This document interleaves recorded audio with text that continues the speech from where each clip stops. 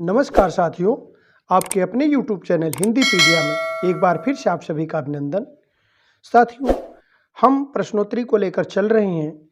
अभी तक आपको हिंदी साहित्य की लगातार 60 प्रश्नोत्तरी दे चुके हैं। 61 प्रश्नोत्तरी भी पिछले दिन हमने अपडेट कर दिए। आज हम मन्नू भंडारी की एक रचना, आत्मकथ्य रचना, एक कहानी यह भी के महत्वपूर्ण प्रश्नों को लेकर उपस्थित हो रहे हैं। जो 19 महत्वपूर्ण प्रश्न हैं, जो बहुत ही महत्वपूर्ण हैं हर परीक्षाओं के लिए। तो आइए इस प्रश्नोत्तरी के पहले प्रश्न पर चलते हैं। पहला प्रश्न आपके सामने आ गया है। पहला प्रश्न है, एक कहानी यह भी नामक रचना मन्नू भंडारी की किस विधा से संबंधित है। अब यह विधा, यहाँ विधा पूछी गई है। हिंदी साहित्य की गद्य विधाएं जो होती हैं, गद्य विधाओं को पूछा जा रहा है। तो इसमें मन्नू भंडारी की किस विधा से संबंधित है, यह आपको बताना है। तो विकल्प अ है कहानी, विकल्प ब है जीवनी, विकल्प स है संस्मरण, अब विकल्प द है आत्मकथ्य। तो आप सभी को पता हो गया होगा, एक कहानी यह भी एक पूरी तरह से आत्मकथ्य है, जिसमें मन्नू भंडारी अपने जीवन की विभिन्न कथाओं को लिखी हैं, अनुभवों को लिखी हैं। इस तरह से आप देख पा रहे हैं, आपका द विकल्प सही हो जाएगा। अगले प्रश्न पर चलते हैं। अगला प्रश्न है, एक कहानी यह भी संकलित अंश में लेखिका ने विशेष तौर पर किस चीज को उभारा है। अब इस प्रश्न में आपको ये बताना है कि एक कहानी यह भी जो इनकी आत्मकथ्य रचना है, इसमें लेखिका ने विशेष तौर पर किस चीज को उभारा है। किशोर जीवन को, पिताजी का व्यक्तित्व, प्राध्यापिका का व्यक्तित्व, उपयुक्त सभी को। इस तरह से आप देख पा रहे हैं कि यहाँ पर लेखिका ने इसमें, इस आत्मकथ्य में इन सभी को उभारने का प्रयास किया है। तो आपका द विकल्प सही हो जाएगा, द विकल्प सही हो जाएगा। इसी तरह से अगले प्रश्न पर चलते हैं। आज का अगला प्रश्न है, मन्नू भंडारी का जन्म किस प्रांत में हुआ था। अब मन्नू भंडारी का जन्म यहाँ पूछा गया है कि किस प्रांत में मन्नू भंडारी का जन्म हुआ था। तो प्रांत दिए गए हैं, राज्य दिए गए हैं, मध्य प्रदेश, उत्तर प्रदेश, राजस्थान, बिहार। तो यहाँ पर सही विकल्प आपका है किस राज्य में हुआ था मन्नू भंडारी का जन्म। तो मन्नू भंडारी का जन्म मध्य प्रदेश में हुआ था, इसलिए आपका विकल्प असही हो जाएगा। अगले प्रश्न पर चलते हैं। अगला प्रश्न होगा, मन्नू भंडारी की हसमुख बहन सुशीला लेखिका से कितनी बड़ी थी, अर्थात मन्नू भंडारी से कितनी बड़ी थी। 2 साल, 1 साल, 3 साल, 4 साल। तो यहाँ पर सही विकल्प है कि मन्नू भंडारी के हसमुख बहन सुशीला लेखिका से कितनी बड़ी थी, 2 साल बड़ी थी। तो विकल्प अ आपका सही हो जाएगा। अ विकल्प अपना सही कर सकते हैं। अगले प्रश्न पर चलते हैं। अगला प्रश्न है, सबसे बड़ी बहन की शादी के समय लेखिका कितने साल की थी। अब लेखिका के सबसे बड़ी बहन की जब शादी हो रही है तो लेखिका कितने साल की थी, इस आत्मकथ्य में लेखिका ने इसका वर्णन किया है। तो यहाँ पर आपको सही से देखना है कितने साल की थी। तो आप ध्यान से देखेंगे तो आप पाएंगे 2 साल की, 5 साल की, 9 साल की, 7 साल की। तो लेखिका उस समय 7 साल की थी। सबसे बड़ी बहन की जब शादी हो रही, लेखिका की उम्र 7 साल है। इसी तरह से अगले प्रश्न पर चलते हैं। अगला प्रश्न है, परंपरागत पड़ोस कल्चर से विच्छिन्न होकर लेखिका कैसी बन गई थी। संकुचित, असहाय, कमजोर, उपयुक्त सभी। यहाँ पर ध्यान देने की बात है कि परंपरागत पड़ोस कल्चर से विच्छिन्न होकर लेखिका कैसी बन गई थी। तो आपको बताना है उपयुक्त सभी, संकुचित भी, असहाय भी, कमजोर भी। तो यहाँ पर आपका द विकल्प सही हो जाएगा, उपयुक्त सभी। अगले प्रश्न पर चलते हैं। अगला प्रश्न है, रसोई को भटियार खाना किसने कहा है? इस एक कहानी यह भी आत्मकथ्य रचना में लेखिका के पिता ने, लेखिका के माँ ने, प्राध्यापिका ने, बहन ने। तो रसोई को भटियार खाना किसने कहा है?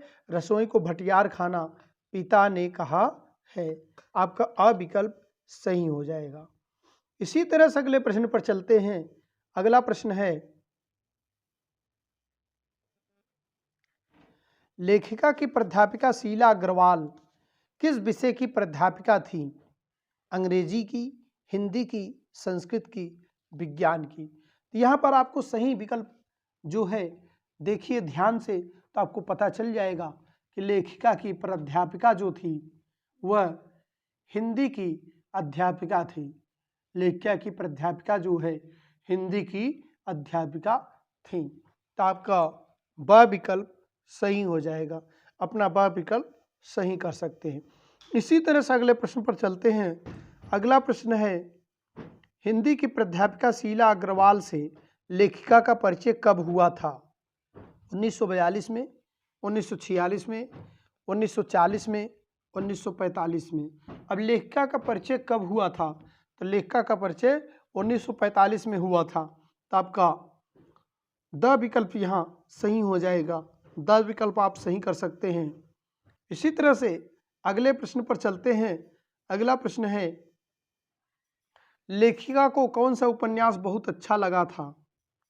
शेखर एक जीवनी, सुनीता, त्यागपत्र। उदाहरण, इस तरह से आप देखें लेखिका को कौन सा उपन्यास जो है सबसे अच्छा लगा था, तो 4 उपन्यास दिए गए हैं। शेखर एक जीवनी, सुनीता, त्यागपत्र और चित्रलेखा। तो यहाँ चित्रलेखा की बात की जा रही है, तो आप ध्यान से देखेंगे चित्रलेखा लेखिका को पसंद था कि त्यागपत्र पसंद था, क्या पसंद था? तो आपको पसंद देखने को मिलेगा लेखिका को सबसे ज़्यादा पसंद था सुनीता। सुनीता उपन्यास लेखिका को सबसे ज़्यादा पसंद था। आपका ब विकल्प सही हो जाएगा। इसी तरह से अगले प्रश्न पर चलते हैं। अगला प्रश्न है,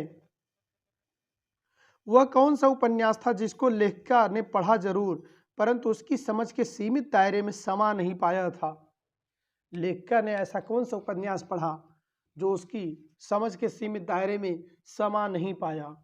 तो वह उपन्यास था जो सीमित दायरे में समा नहीं पाया, शेखर एक जीवनी। आपका द विकल्प सही हो जाएगा। शेखर एक जीवनी उपन्यास है जो लेखक की समझ के सीमित दायरे में समा नहीं पाया था। अगले प्रश्न पर चलते हैं। अगला प्रश्न है, लेखिका के पिताजी की सबसे बड़ी दुर्बलता क्या थी? अब यहाँ दुर्बलता बतानी, लेखिका के पिताजी की दुर्बलता क्या थी? यश लिप्सा, पुत्र प्रेम, पुत्री प्रेम, राजनीति करना। इस तरह से यहाँ पर जो 4 विकल्प दिए गए हैं इसमें से सही विकल्प है यश लिप्सा। क्या सही विकल्प है? यश लिप्सा। तो अ विकल्प आपका सही हो जाएगा।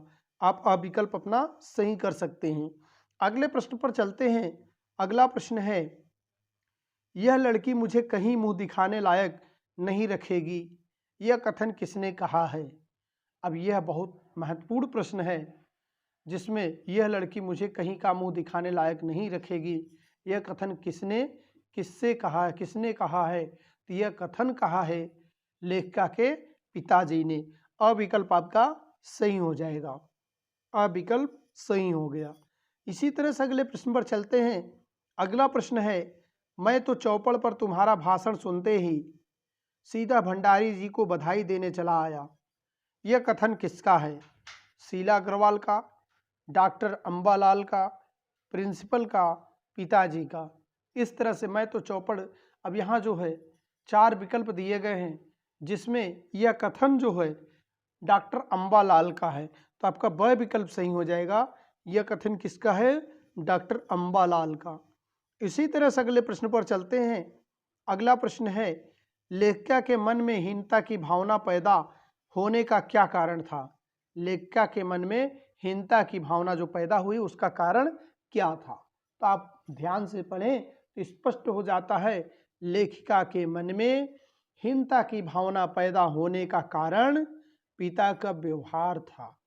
लेखिका के साथ पिता का जो व्यवहार था, इस कारण से लेखिका के मन में हीनता की भावना पैदा हो गई थी। पिता का व्यवहार। इसी तरह से अगले प्रश्न पर चलते हैं। अगला प्रश्न है, लेखिका के सभी भाई बहनों का किससे लगाव था? सभी भाई बहन किससे प्रेम करते थे? माँ से, पिता से, प्राध्यापिका से, प्रिंसिपल से। लेखिका के सभी भाई बहन माँ से प्यार करते थे, माँ से। आप विकल्प सही कर सकते हैं। इसी तरह से अगले प्रश्न पर चलते हैं। अगला प्रश्न है, लेखिका की कहानियों के पात्र अधिकतर कौन थे? मित्र थे, पड़ोसी थे, परिवार थे, गांव के लोग थे। अब लेखिका के कहानियों के पात्र, तो लेखिका ने जो कहानियाँ कही हैं उसके पात्र अधिकतर पड़ोसी थे, तो ब विकल्प आपका सही हो जाएगा। पड़ोसी थे। अधिकतर पात्र कौन थे? पड़ोसी थे। अगले प्रश्न पर चलते हैं। अगला प्रश्न है, लेखिका के पिता को पुत्री की किस बात पर गर्व था? कहानियों के पात्र अधिकतर कौन थे?